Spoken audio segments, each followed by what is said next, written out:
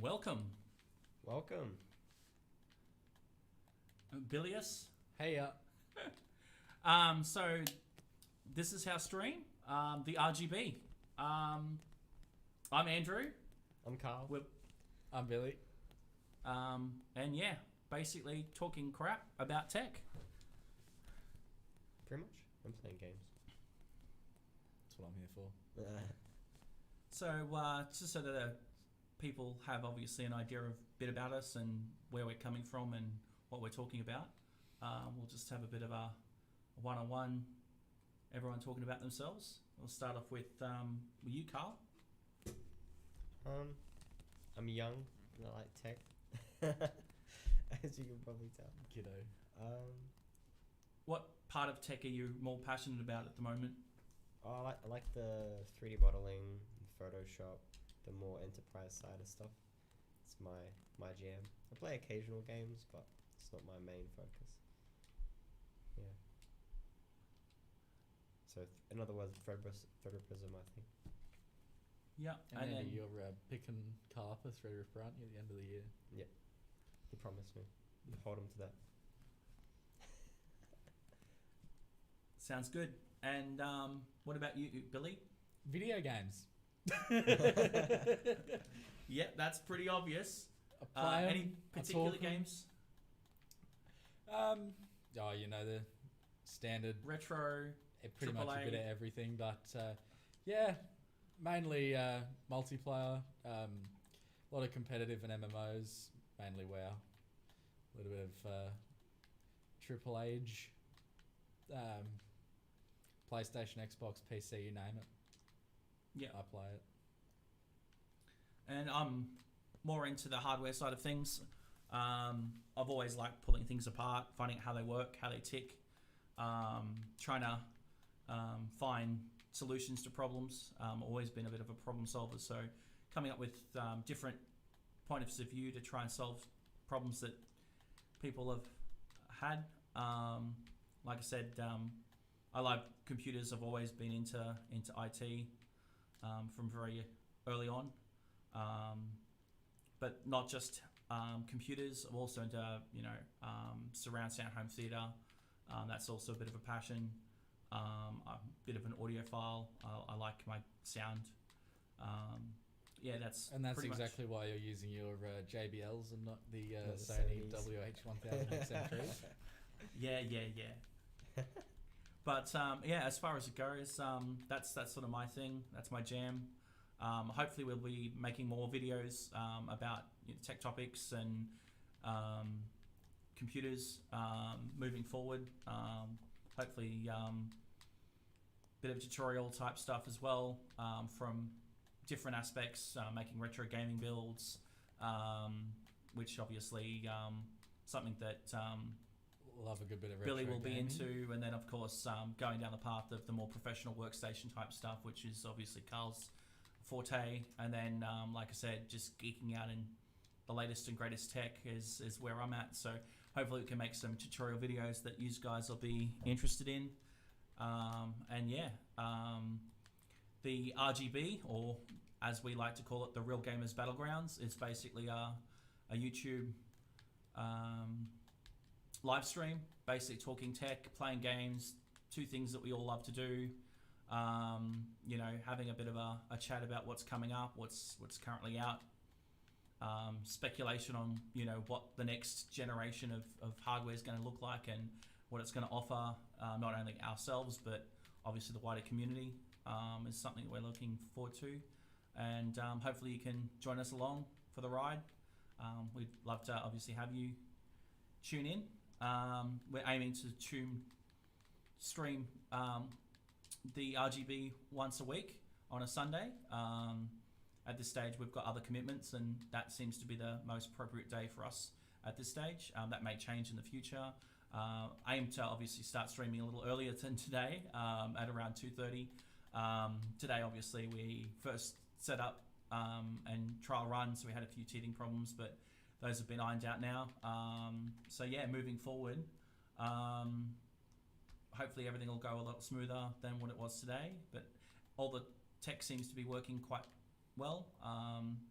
We're got everything up and running. It's been nearly 6 months, guys.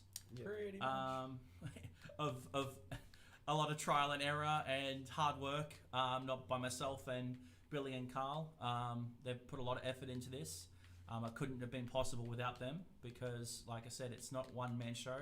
I don't want it to be all about, a one man show. Not like some other YouTube channels out there. Won't mention any names. Linus. But it's just one of those things where at the end of the day, I want it to be about the tech. That's my goal.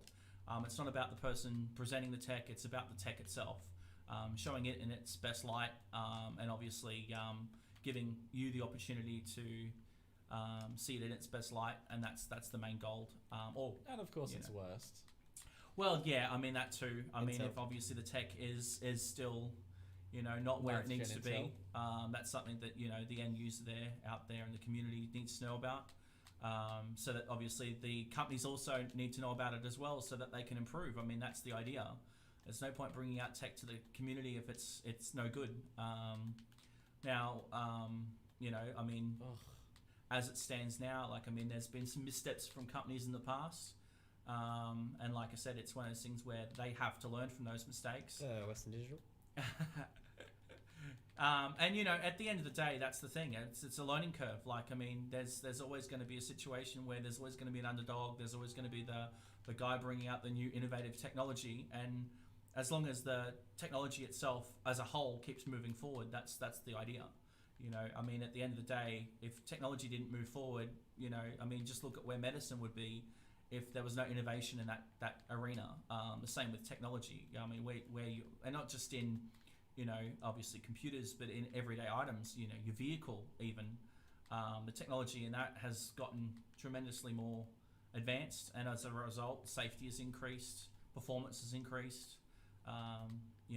It's one of those things where tech touches every sort of aspect of your life, whether you like it or not. So moving on, we basically all going to have a bit of a chat about a tech topic that we sort of have, been interested in over the last week, and that's been brought to our attention. I think Billy wants to start us off with the first tech topic. I'd like to start up by just asking Andy, when are you going to get us that Spot robot? Yeah, right. Yep. Once we've got enough money to go YouTube full time, streaming full time, yep, then we'll look into it. We're holding you to that. I don't know why you said that. Yeah, that was a stupid thing to say. But yes. Like I said, it's going to be probably a little while before we can do that. We're going to have to build up a very big community before that'll ever happen. But yeah, as far as it goes, never say never. The price of those will obviously come down over time too. It's not like that technology is going to stand still. True. Nice time, dude. Rude. Burn. Wait, how am I last? I've gone past Because you suck. But I've gone past people like that guy. Yeah, you got lapped by him too. What? No, but on my last lap. Yeah, you are now. Yo, this is a scam. So what was the tech topic there, Billy, that you wanted to discuss this week? Well, it was a shock to me to see a lot of shit happening in the community. We got the doc himself being banned, and still no one has any idea what's going on. Wreckful dying, and of course the CEO of MSI falling out of a window at Yes. dying. So it's been a big sort of couple of weeks in that regard. A lot of quote unquote drama happening. Especially in that beauty community, am I right? Everyone follows that. the beauty community.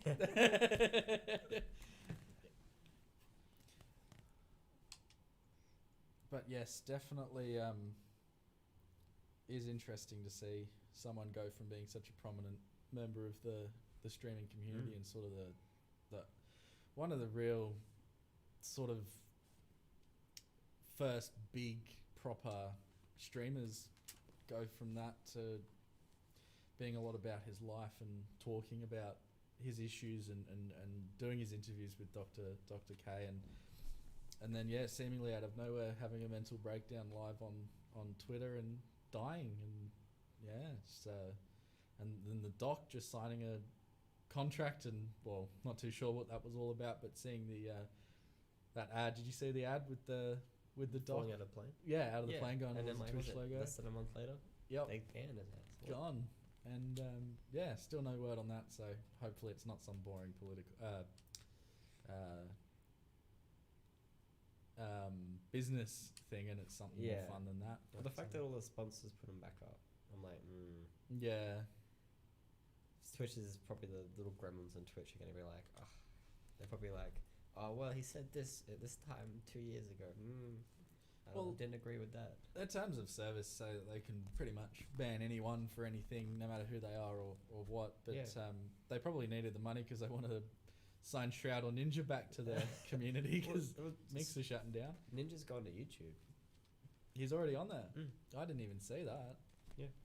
My mate plays Fortnite and he was showing me it. I was like, he's got no known deals have been signed, but he's was just streaming on YouTube. Yeah, that's crazy. Because didn't he just turn down a deal for something crazy like $90 million or some Not sure. some crazy number? Damn. Yeah, but Shroud's probably just taking the cash and just living his best life now. He's like, well, I don't have to work anymore. So yeah.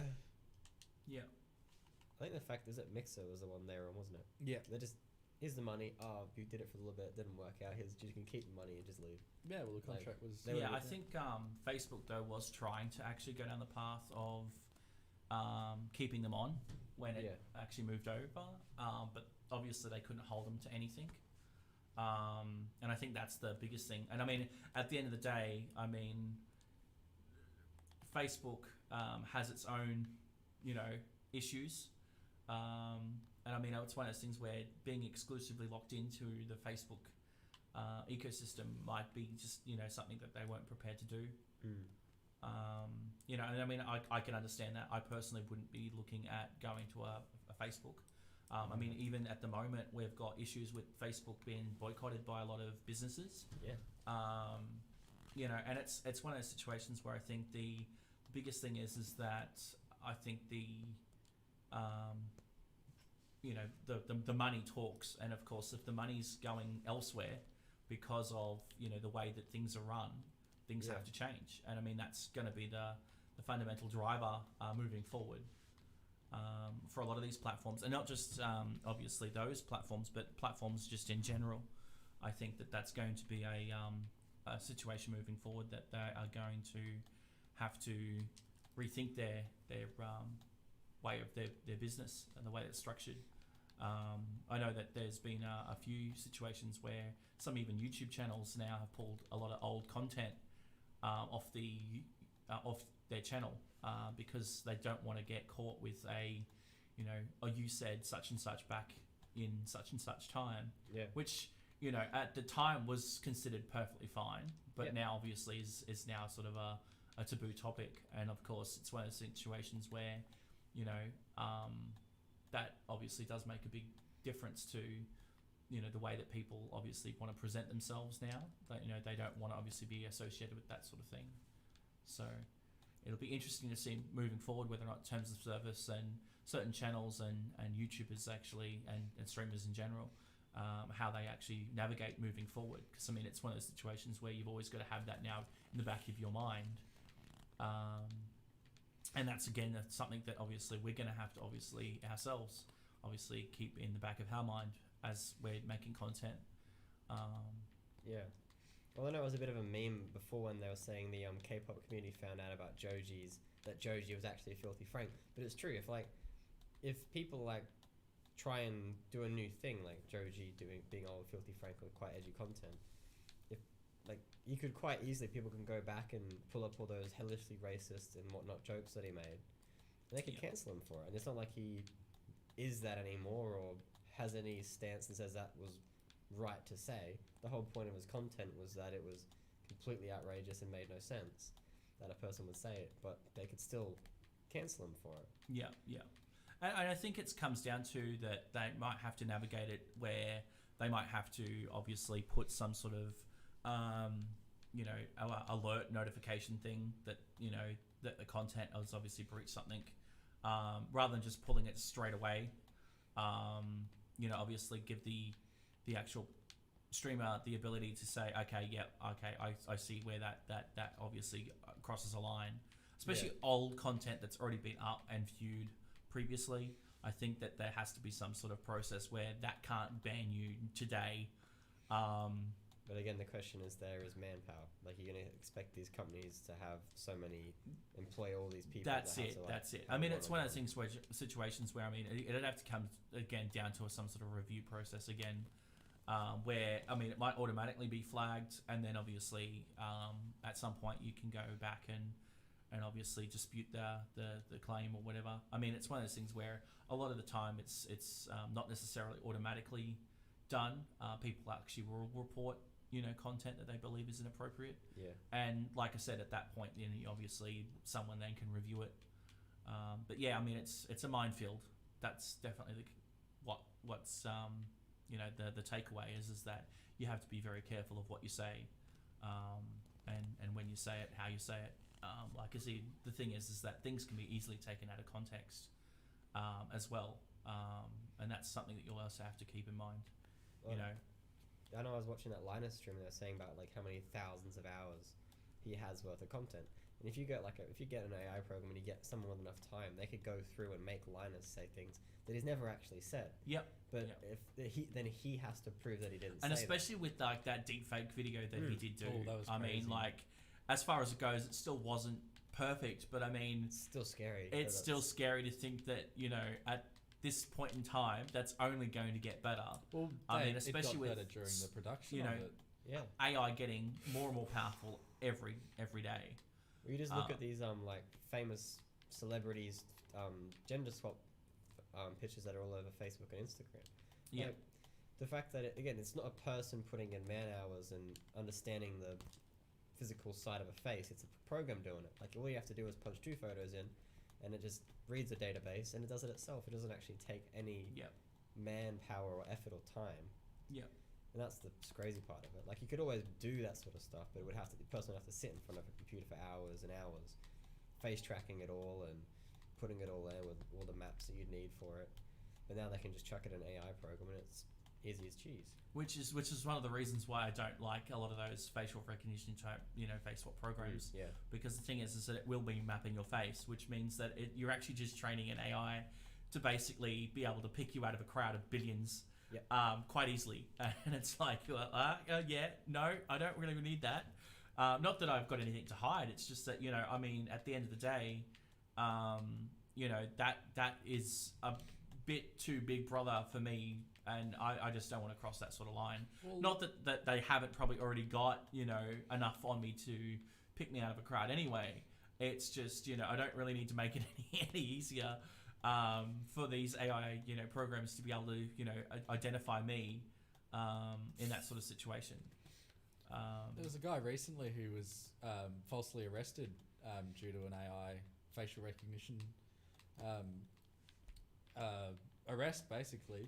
And what country? It was in America. Oh, what the fuck? Yeah, it was a first. Completely got the wrong guy. And did it actually look like the person they were trying to actually, like, is there any resemblance at all? Yeah, he looked like the guy, but he wasn't. Clearly wasn't. Like, if you put them both together, they weren't the same person. But they looked close enough, obviously, for the AI that they used. And that, again, that's the thing. Those, like, all those sort of facial swap programs, that's what you're doing. You're essentially training that program to better pick you out of a crowd. And that's the thing. That's where it's getting, pretty scary.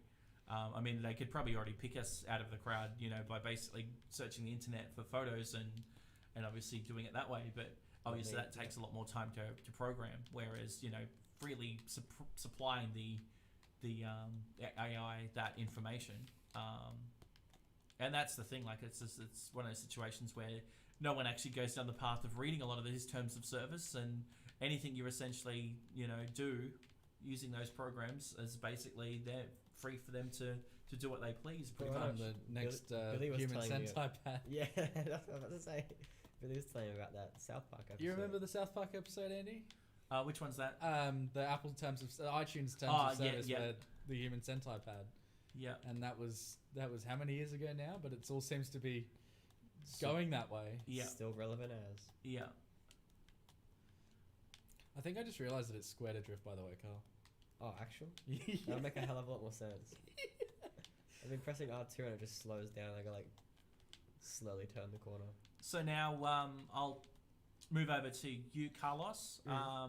Tech topic. What would you like to discuss today? Well, the thing that caught me off guard the most this week was the subscriptions for cars and stuff in your car, having subscriptions for it. Yeah. So like heated seats in your car already. And that's the BMW article Yeah. that you're referring to. Yeah, yeah. But I reckon, again, if a big name like BMW, because BMW isn't just BMW, it's Mini and all those other brands, if they do it and it works even the slightest, then all the other companies are going to follow suit. Yeah, yeah, definitely it's a trickle down effect. I mean, Yeah. that's the same with all automotive sort of things. Or I mean, I anything think anyway. already one of the car manufacturers actually charge you to enable a subscription to enable in-car Apple CarPlay and Android Auto. Like, it's not free. You actually have to pay a subscription to have that function turned on. And it's like, well, they didn't even actually, like, it's basically just mirror casting your phone or Chromecasting your phone essentially to the in-car screen. Like, it's not even, it's still powered by the chip that's in your phone. It's not even doing anything except for essentially a screen share. And they're trying to charge customers the ability, to unlock or even subscribe to that function. And I mean, that to me is something that I personally wouldn't agree with. I can understand subscription on something like autonomy. Yeah. Because I mean, that does take a lot of coding. Yeah. And if that improves the algorithm, then I can understand it. I think that this is again something that probably won't come to pass on a lot of obviously current combustion type engine cars. I think it's more a situation where the future of electric vehicles, because I mean they don't even have to actually do anything. They can just send an update through to the car remotely. Yep. But I think that from a I mean, in an IT world, I mean, we know just as much as everyone else that, those sort of big things like autonomy take a lot of, obviously, R&D, a lot of, obviously, coding to get them to work properly. And like I said, if there is bugs, I would love to get them fixed. I'm a big fan of having bugs in my system. Personally. I mean, it's one of those things where that's I'll be prepared to pay for that. The other thing though is from a different sort of point of view is that on a combustion engine you've still got to pay to go and get the car serviced every 12 months, 15,000 Ks. Yep. On an electric vehicle those costs are dramatically reduced. I mean you've got brakes and tires, but that's and I mean apart from obviously the batteries wearing out eventually at some point down the track. But I mean the way that they actually run the algorithms on those, they actually limit the charging capacity at first. So as the car ages, they open up more and more charging capacity so that the batteries will obviously last you a lot longer on some of the electric vehicles already, so that they can actually get a decent lifespan out of the actual cells. And they've got new tech coming on that. Just recently out of China, there was some talk of a new battery tech that would increase the lifespan. Most of the battery tech now is moving away from graphene or battery tech is where their big push is. So moving away from some other ionizing material. And I think that's going to be the biggest sort of breakthrough in battery technology. I think we're at that point where we're going to see that over the next sort of 5 to 10 years, where I mean all these companies that are now having to push into electric vehicles thanks to the fact that Tesla have actually got a successful use case where they've actually made an actual car that is actually decent. Not that I'm here or there on Tesla as far as a company. I mean, as far as it goes, I do appreciate the fact that they have innovated the car industry, moving obviously to a more greener environment. The biggest thing is that again, it's one of those things where Oh, did you finish? Oh, at the burn. At the end of the day, it's one of those things where, from my perspective, it's one of those situations where you can't call yourself a environmentalist driving around in a Tesla if you're plugging it into a coal, Yeah. fuel power station. That to me doesn't make a lot of sense. We have to move away from fossil fuels completely to make obviously electric vehicles the choice. And I mean, it's one of those situations where at the end of the day, that's what we're going to have to do moving forward, is go down the path of obviously getting how other energy sources also move away from fossil fuels. But from a obviously innovation side of things, Tesla has actually done something that other car manufacturers have tried. I mean, it's not the first electric vehicle. Actually, GM brought out one of the very first electric vehicles. They killed it off.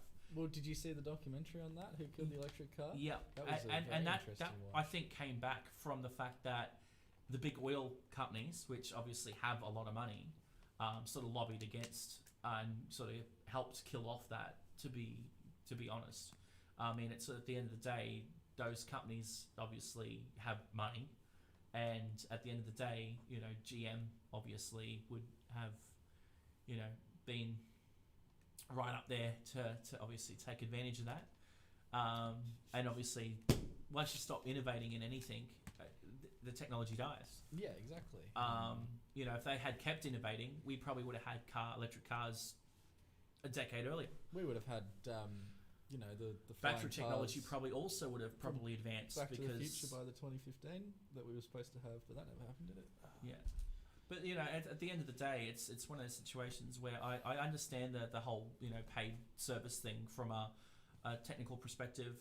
I do think, like I said, unlocking the basic features of a vehicle that you technically already have sitting in the vehicle, to me is a little bit silly. Especially if the money's already gone into making the feature. Well, like I said, In I the mean, if first you have place. all the heated seat, framework sitting in a car, why would you have to pay to have that turned on or turned off? That to me doesn't make a lot of sense. Having those sorts of features. I mean, even Apple CarPlay. I mean, your car entertainment system. I mean, at the end of the day, I mean, I don't even think you can buy cars now with CD players even in them. And if you do, I mean, it's the rare occasion now. It's not the norm. It's completely flipped. It used to be a situation where every car had a CD player. Well, I mean, I'm a bit of a boomer, so I mean, cassette player back when I was young enough to buy my first car. Yeah, I don't even know what What's the the CD CD, is. bro? Yeah, don't rub it in. Yes, I'm aware that I'm old. But yeah, I mean, it's one of those situations where, I mean, we already pay for subscriptions now for entertainment. At the end of the day, I can understand that from a cost perspective, that the moving forward, unlocking functional features where it actually improves the car in some degree. Yeah, I think I won't have a problem with it if it's, say, Oh, self-driving, yes, like the just came out. Bro. one-click lane switching, music, anything software and whatnot. But if anything, it's in your car, or it's enabling a feature that's in your car that you have to pay for the gas or the electricity to propel it forward. It's a little weird, a little sketchy. Not a fan. Yeah.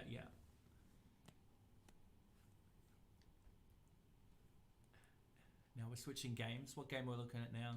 Bit of Rocket League. I'm gonna play some Rocket Hoops. League. Something I might have a chance at. Alright, that's LAN, isn't it? How do we play bloody? Why is there 3 people? What? Who is that? Yo, it's being hacked, bruh. Maybe the mouse and keyboard? No. I didn't even know you could do 3 people player. That's pretty cool. Yeah, you can do, I think, 4. Yeah, this is weird. Do a 1v. It won't even let me select 1v1 because Can you delete one? Carlos 2, Carlos 3. Delete both of them. Maybe there's too many controllers plugged in. Hold on, let me just. Let me get a Just a normal Controller? bit of technical issue. like technical issues for the last 6 months. See, this is the problem with Windows. Are you sure it's Windows, not Yeah, just the just- person driving it? What's up? Just let me just delete one and I'll add it again. See if it works. No, just delete that. That could be me. No, it's not. I know you're not because you're this one. Ah, cool.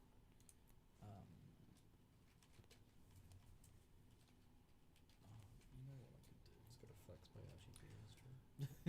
So, is there any other tech topics that you wanted to discuss? Let me think. Asus, when's the ROG Phone 3 coming out? Yeah, we That's need right. to know about that. I want my 144 Hz OLED Blizzard. Are they going to be doing AMD Samsung chips? Exactly. And if you do some stupid bezel-less design and take away these phenomenal speakers, your boy's gonna be mad. Because yes, everything's cool, like the graphics is cool and the 120 Hz and this and that, but these speakers. Only reason it's like my favorite phone. Human interface device? Is that what it is? Is that tech topic enough? Because I really like your phone. Yeah. So obviously we know that the next generation of AMD chips are coming out. Oh really? I hadn't heard about this. Yeah, same. Yeah, I think Sweet. everyone's pretty much, and I mean, Lisa Su's just came out and publicly said that they're on track. They're tapped out the CPUs and they're on track for a 2020 launch. Obviously, that's probably not going to happen until late third quarter this year. Wait, third quarter? Yeah, fourth quarter. Oh, Yeah. boring. Yeah, sorry, my bad. Let's say next month, what the heck? Nah, fourth quarter. They'll probably be announced probably end of third quarter, but probably won't actually be released until probably sometime in fourth quarter. But yeah, as far as it goes, what are your thoughts on the next generation of AMD chips? You're looking forward to any of them, or? Yeah, I'd like to see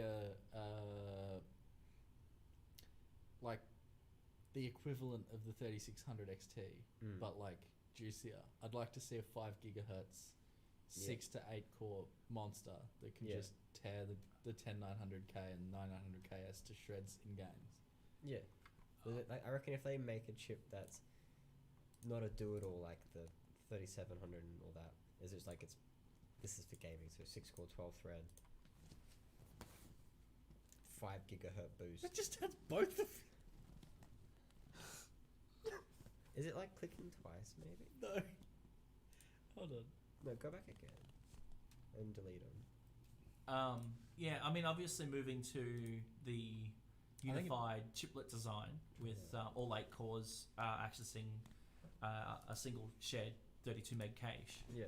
I think that they could easily give us more this time around, because obviously going down the stack, they could obviously disable per core basis on each chiplet. I wouldn't be surprised if they actually bring us more cores at a better price.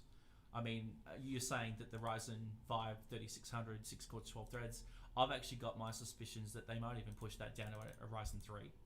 Yeah.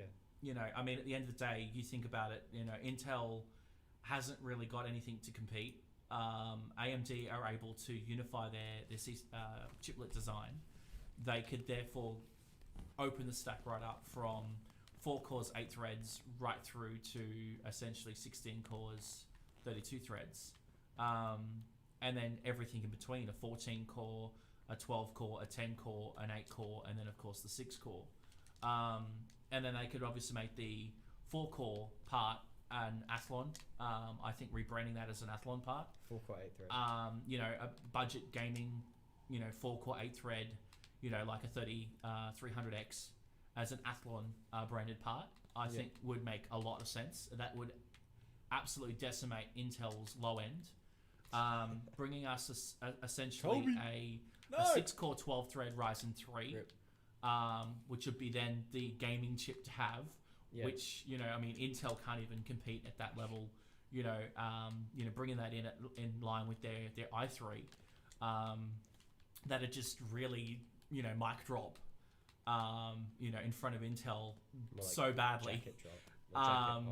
You know, at the end of the day, it's like, boom, you think you've got it, you know, you've come back with a competitive product stack, and it was like just mic drop in front of them, and they've got nothing. I mean, rumors are that, you know, the next chip, Rocket Lake, which will go on the current new 14 nanometer plus. LGA 1200. Well, it is still a 14 nanometer part, but it is apparently a backport. but there's talk that it's actually going to tap out at 8 cores and 16 threads So they're backing off 2 of the cores to. because of Play the fact games? that they have to move the newer design to an older node. It wasn't designed for it, so they can't add more cores. Otherwise, the chip just it becomes too. There's a technical reasons for it, but I'd say it's either power draw or physical die size. One of the two is probably going to be the limiting factor. Why don't they just add one But more power? did pin you and call it see that RGB all they want? the It's awesome the boards. the Rocket Lake i7 is supposed to be 8 cores with 12 threads? Like, I mean, 8 cores, 12 threads, rather than 8 cores and 16 on the i7. On who? How is they going to do that? Yeah. Just Big because you can do little per core currently, SMT. turn off SMT or hyperthreading. It's Intel's branding per core. They'll essentially just disable it for 4 of the cores and enable it for 4 more. So the 4 cores that it's enabled for are obviously the more Would it- lower clocking cores. The 4 that it's disabled for can boost a lot higher. As in hardware disabled? Or- Yeah. oh. Well, I mean, that's the rumor that was going around. And then of course this is the sad part. The i5 is still a 6-core, 12-thread part. So the i7 and the i5 are essentially going to have 12 threads. It's just there's going to be more physical cores on the i7. Yeah. You know, I mean, it's just going to look like an absolute mess. And then here's AMD strolling in, and then it's like, boom, here's how 16 core, 32 thread, how 14 core, 28 thread, and right down the stack. And it's like, now we've even got a product that just not only makes the, Intel Pentium look like an absolute joke, it's actually going to be your go-to budget gaming chip. Like, I mean, like if you're building a low end, sub 1,000, even sub $800 box, an Athlon 4-core, 8-thread chip that just decimates, Intel's offerings at that level. It competes, obviously with their current i3s.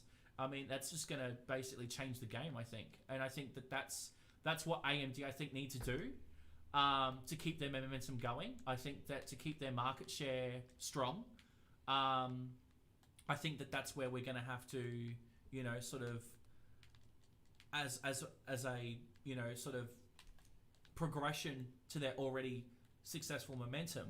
I think that's where they need to really go.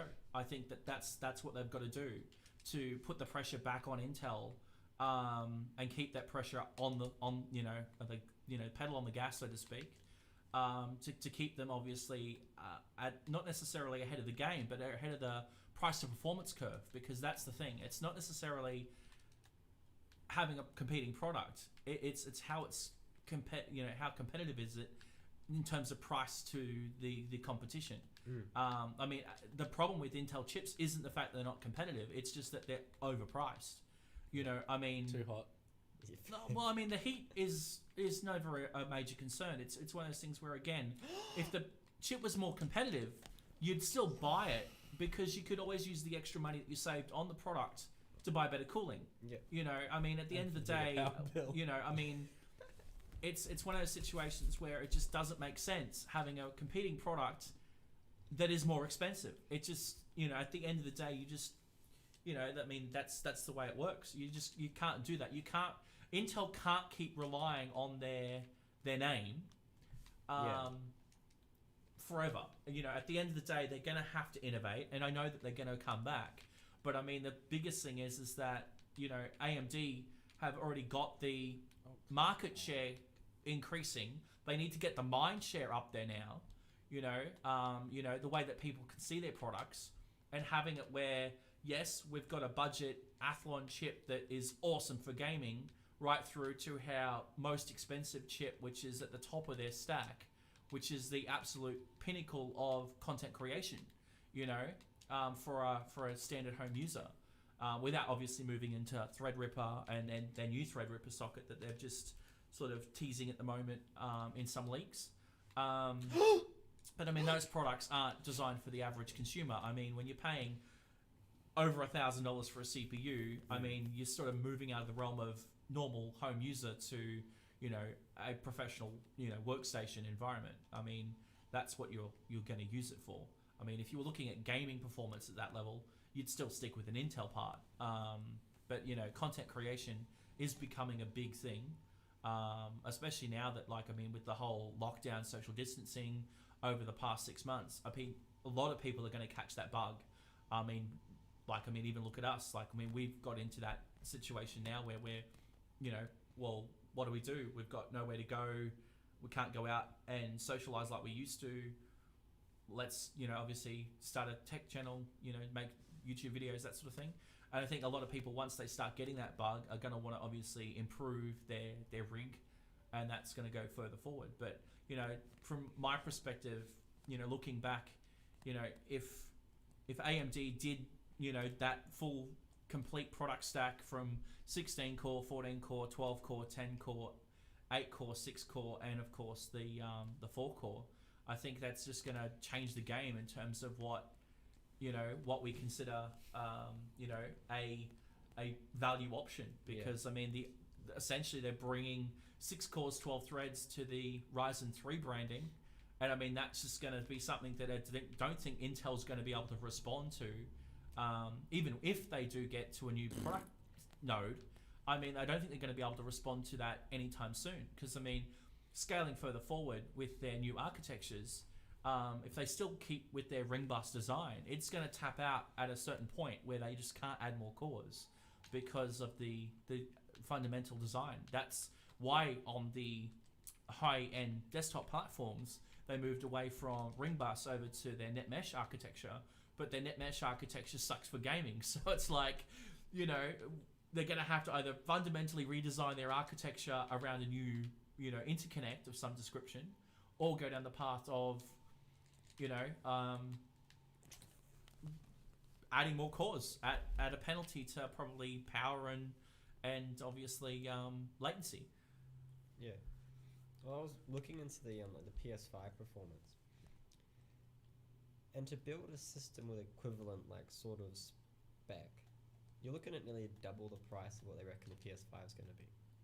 So I'm just curious whether, because most of that architecture in the PS5 is AMD, isn't it? So Yeah, they do have their custom chip on board. Yeah. That custom chip basically is a direct link into the solid state drive. Yeah. I think there's probably going to be also some other side custom silicon there for certain background tasks. That's my guess. They're not going to rely on solely the AMD Zen chip for everything. Yeah. It's going to be interesting to see how these consoles stack up. I think we're in a situation where the competition in the console space is definitely two different focuses. I think Sony's looking at more the console as a piece of hardware, whereas Microsoft's more looking at it as, we don't care what you're gaming on, we're going to make the games for wherever you're playing. Yeah, like an ecosystem side. That's it. I think it's one of those things where Microsoft, being first and foremost a software company, is looking at the software. The console is just another step to that. It's not necessarily a situation where the console is the tool to play the game. It's just an option. Yeah. And of course, the fact that they are moving into obviously streaming, and there's all the latency issues and everything involved with that. But at the end of the day, Microsoft does have a lot of clout in the cloud services arena. Yeah. And it's one of those situations where situation with Mick. Oh wait, no, that doesn't exist. That's it. They already have a lot of data center knowledge, and obviously utilizing that. And I think that's where things like DLSS will make a bigger advantage in terms of streaming in the future. If you can compress the video down to make it look, obviously, the actual resolution a lot smaller, and then be able to stream that across a relatively crappy connection, and then using like a DLSS, some sort of upsampling like the NVIDIA, new 2020 Shield does with their video content, like the DLSS functions that obviously they have in their graphics cards. If you can compress and shrink the video down to make it smaller, and then also make then it upscale to make it look as good as 1080p 60, 1440p 60 at the other end. At the end of the day, I don't think that that's gonna, that to me is where the streaming will then take off. At that point we can get to that point where we've got streaming happening, where it's not necessarily streaming at 1080p native, but if it looks just as good, at the end of the day, you gotta remember that the mass consumer doesn't care how it gets there, as long as it looks good and it's playable. For the masses, that's where I think moving, forward, Fortnite in 8K, that's where crazy. we're going to see it. Yeah. I mean, at some point, probably. I mean, with all the push into Oh, are you kidding? algorithm-based encoding and obviously compressing things further down and having them decompress at the other end, I mean, it's not going to be a far-off future where compression is obviously going to have, again, another big jump. I mean, we're already looking at it in video now. There is rumor that I think Netflix and even YouTube are looking at a different codec to enable their streams to obviously run a lot smoother. So, I mean, if they're looking at doing it, there's a good chance that there's probably other research labs out there that are also working on different ways of compressing content to make it obviously smaller, to pump it over the internet. It's easy for Bill though. Yeah, I mean, I'm excited for both consoles. I think that moving further forward, though, I think that Microsoft's Lockhart cut down console, I don't think that that's going to be. It seems like more of a meme than anything else. To me, I think it's been built purely As a meme? I think it's been built purely for the fact that they want to get into the living room with a console, and that's the cheapest way to do it. And also give the customer the obviously future-proofing to the extent that when streaming does become available, which eventually they'll probably bring it online, that's the streaming console basically. I don't think it's going to be essentially the console that everyone's going to buy to play the games directly from. Sort of like a dodgy, overpriced Nvidia shit. I think that's it. I think it's just trying to compete with more so the Nvidia Shield. Do you reckon they'll have, like, if you own the Xbox, you don't have to pay for the subscription service, only the games? But say if you're playing it on browser or on Android, on Shield. Or Well, you have to pay for Xbox Game Pass currently, so I reckon it might be something like that, because that includes. Well, you think about it. If you get the Live console Gold. at a, well, I mean, I'm not saying that it's going to happen in Australia, but I can see it in America definitely, where they'll give you the console on a 24-month subscription. Yeah. I mean, they'll give you the console because at the end of the day, they know they're going to make that money back on the subscription. Mm-hmm. I mean, it's one of those situations where that's how it will probably, to sort of get their box out there. And it's not. I think it's been purely built so that they can get mass adoption, and obviously when it comes to statistics, which console sold the best? Xbox. Not necessarily which Xbox. It's just Xbox, was the bigger console out of this generation. It doesn't matter, I don't think, to the average consumer which Xbox they're referring to. It's just that, this is the Xbox generation. This is the generation that the Xbox sold the most on. Because that hardware in that PlayStation is going to be wickedly expensive. Yeah. I don't see it coming in cheaper than, that custom SSD, you look at how much potentially a Samsung NVMe SSD is in a 1 terabyte capacity. $400. Not quite that much at the moment, but you're looking at about the 320 here in Australia. That's a lot of money to put just an SSD inside a box, and if you're trying to sell that console, in Australia, that price tag is going to be close to $1,000. Is it PCI? Australian. Is it PCI Gen 4 or no? Yes, No. yes, Oh, it it is is. PCI Express because it's based on Zen 2. Yeah, I So thought it's they were just PCI using Express more Gen lanes. 4 because the PCI Express controller is in the actual chip itself. But is it actually PCI Gen 4? Yeah, Or just the SSD is because otherwise it wouldn't be able to carry that bandwidth. So why doesn't It's Xbox 5.5 do it? gigabytes per second. yeah, but could they just not get that further with like more lanes? Yeah, 8 lanes. Is it actually PCI Gen? No, 4? yeah.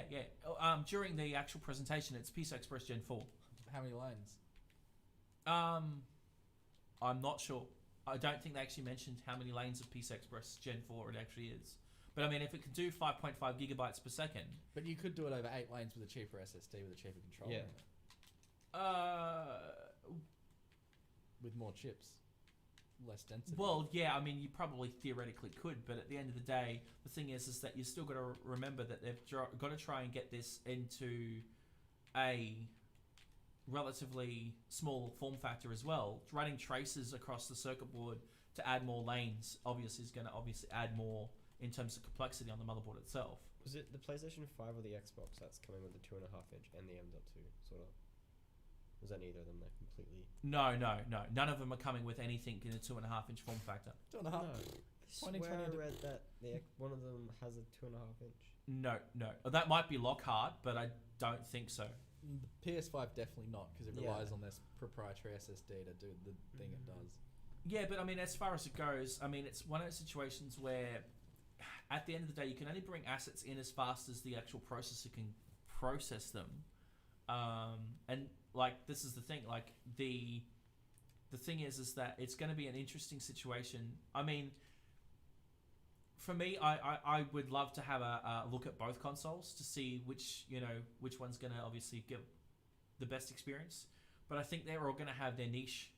Like, there's going to be certain games that are going to run like absolutely, new generation, sort of imagery on the console, on one, and then you're going to have games that are going to do a similar thing on the other.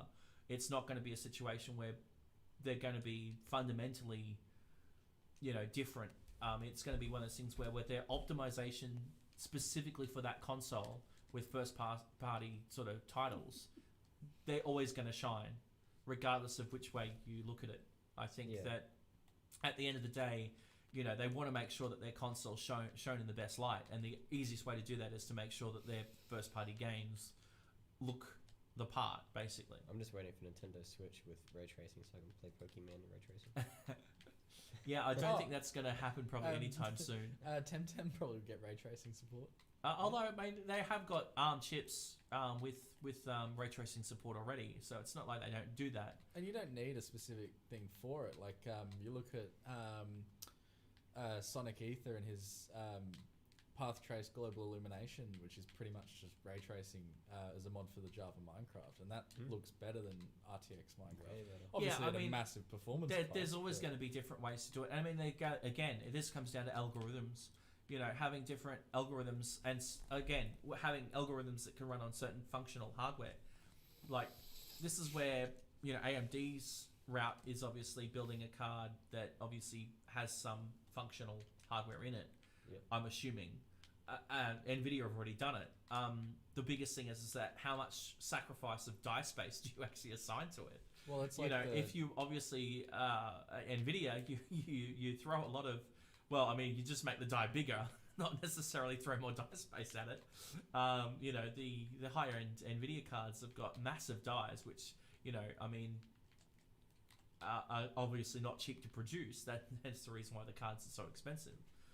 But I mean, as far as it goes, from my perspective, it's one of those things where it comes down to I think this is going to be the way moving forward. A lot of stuff's going to have fixed function hardware built into the actual process to do the work. I mean, you're looking at it already where, like, I mean, there's actually fixed function hardware in AMD chips already for encryption, cipher stuff that decimates a lot of the Intel stuff out there because they've actually built in some sort of level of fixed function hardware that can actually do it. I mean, I'm expecting that to be the way moving forward. this game is so stupid. Did you see that ridiculously curved monitor that Linus unboxed? The one that was actually a 3 projectors. No, he's talking about the G9. Oh, the G9. Yeah, okay. that was ridiculous. Oh no, The curve on that, like the amount of how many times do you reckon they have to? it's cut 1 sheets meter of radius. Yeah. If you actually got them and stacked them all around, you'd actually have a 1 meter circle of right around you. So you'd only need probably like 4 of them. 6. How big are they? How wide? I couldn't tell you. I did see it. We'll No, work I think it it's out. So they're 40. 49 inches Yeah. diagonally at a 32 by 9 aspect ratio. So do the math on that one, Andy. Go on. That's no. I'm not going there. At the end of the day, I mean, as far as it goes, I think that panel is purely for the gamer. I mean, 240 hertz and the 40. curve on it. Oh, It's purely for immersion. Yeah. Like it's built as a dedicated gaming screen. Like there's nothing, like you would never use it for anything productive. What was it? QLED? Well, I mean, it is HDR 1000, so I mean, it obviously Yeah. has a pretty decent, Isn't it mini obviously. LED? Um, No, it was QLED. QLED. Yeah, you're right. What? Give me the boot. but yeah, I mean, as far as it goes, from for the most part, to me, I would love to play with one and have a go at it, but I don't think it's something that I personally would throw My nearly thing was- $1,700 US at. More than that here. Yeah, And yeah, then, like, you're the looking at card. nearly probably twice the price. Twice yeah. that to run it. There's no way there's really any games you'd be able to run it. Well, And that's Yeah, it. That's the 240. until games start natively supporting those sort of aspect ratios. I mean, it's still going to have its niche, sort of Sim within a racing. niche. That's about it. Because like I said, until the games actually catch up. I was thinking more like, what games can you actually run at 1440p, 240 FPS consistent? Well, I mean, even then, like it was one of those situations where the hardware he had League of Legends. to drive it, the hardware that he had to drive it, I mean, even was just pushing CS:GO at that sort of level. Yeah. And I mean, fair enough that the monitor was 240 hertz, but I mean, the average consumer's not going to spend like $10,000 on a gaming, gaming computer to Good do shot. that. That was really good, that Carl. Thanks, bro. Oh, something got disconnected. It's the dodgy cable. Oh, you're a dodgy cable. Yeah, And you're blaming so- the cable for your 4-to-1 deficit. Last topic for today. What are your thoughts on obviously Apple moving over to ARM? It's a meme. I can't wait to see what happens. Yeah. Yeah.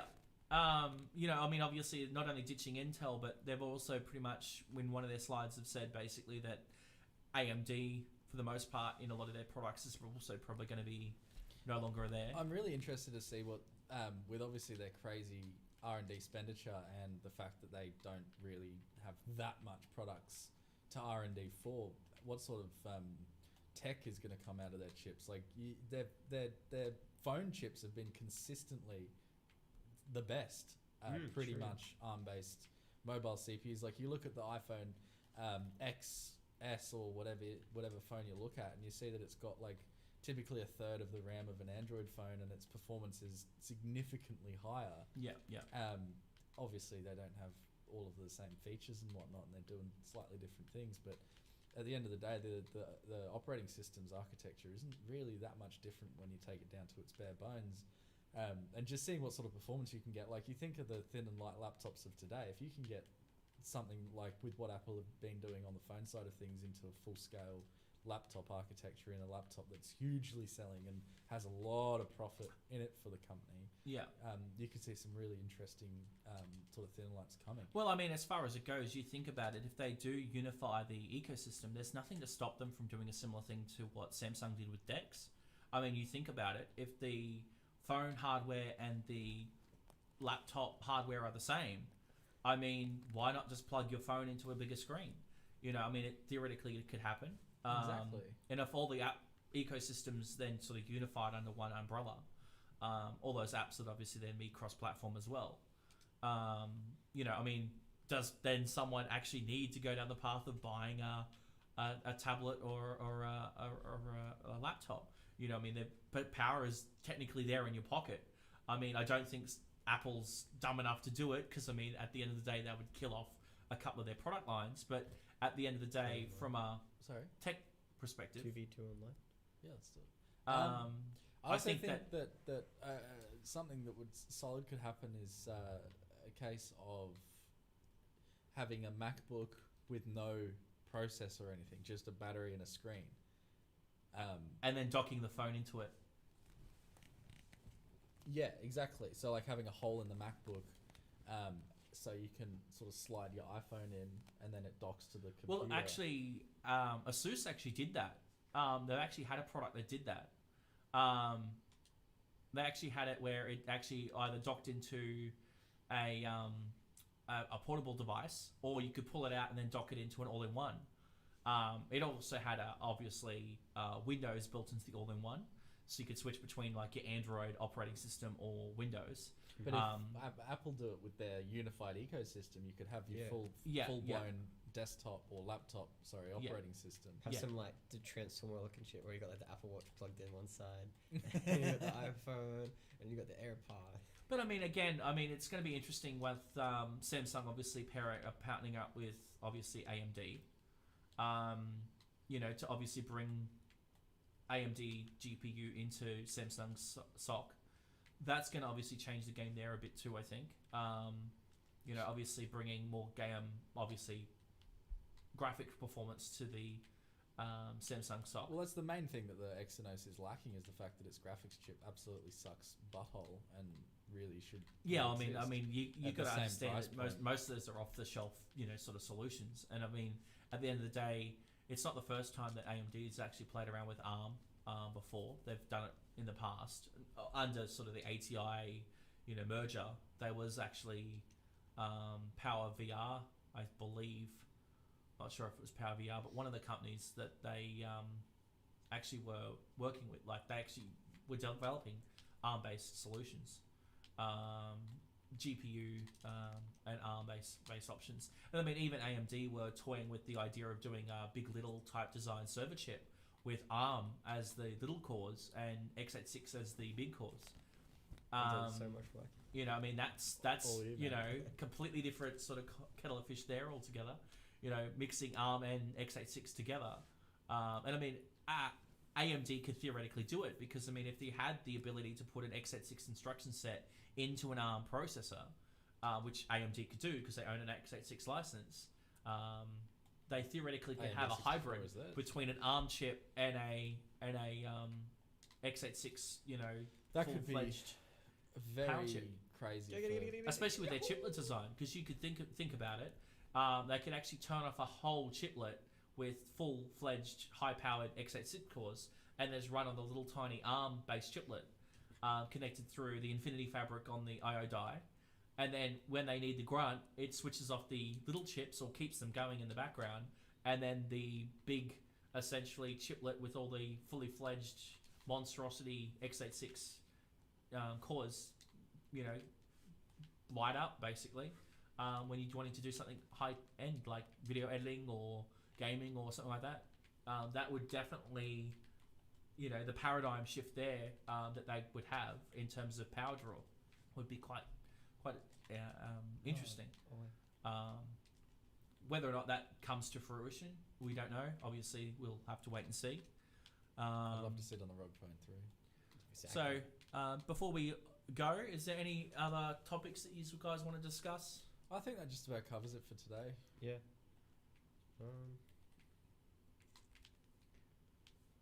Racking my brain. So I'm trying to beat these casuals in Rocket League right now. Bigger fish to fry. So, basically, we'll have to get you to come back and join us next week for the next battle. We'll sign off. Yeah. Just want to say goodbye. Yeah, righty. See you next week. Enjoy the rest of your day.